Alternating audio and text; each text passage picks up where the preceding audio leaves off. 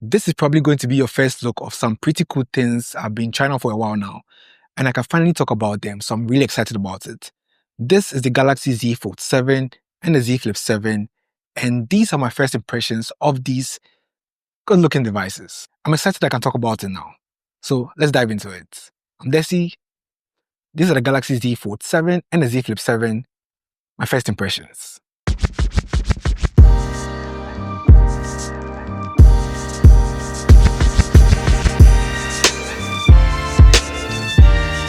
Check, I might do it again. Right off the bat, you can tell how slim the Z Fold 7 is. About half the size of the Z Fold 6, both folded and unfolded. It's been due an upgrade for a while now, and Samsung has done just that, which is exciting. You obviously have to be careful not to drop it and fiddle anyhow with it because there's a possibility it can get damaged due to how thin it is, irrespective of its resistance to damage and protection. There are also new colors which I like, and my favorite being the blue shadow I have right here. It's most likely the one I'll go in for if I'm to purchase one, which I would, hopefully. The Z Flip 7 now has a full screen on the outer display with extremely thin bezels, which again was long overdue, bringing a much needed working area for people who love using the outer display.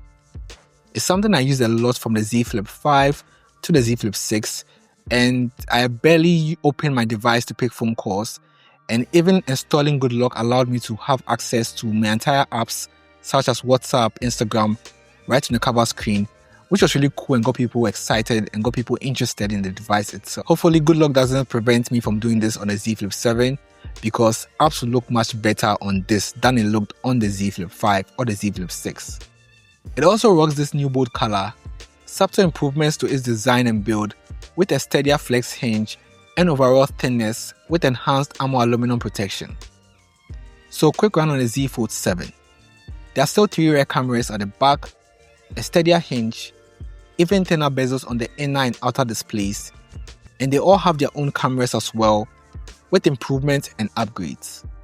The main camera is a 200 megapixel sensor that brings a massive improvement to the Z Fold line of devices, now matching up to the highest device in the S series being the Galaxy S25 Ultra. Samsung promises clearer and detailed images that don't distort and aren't over-processed, bringing life to the images you capture. Both the Z Flip 7 and the Z Fold 7 are running Samsung's newest OS, One UI 8, which is built on top of the newest Android system, Android 16.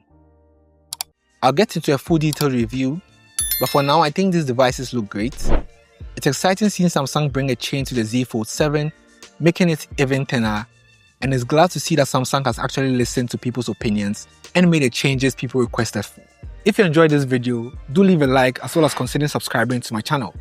I'm Desi, thank you for watching, and I'll catch you again in my next video. Peace.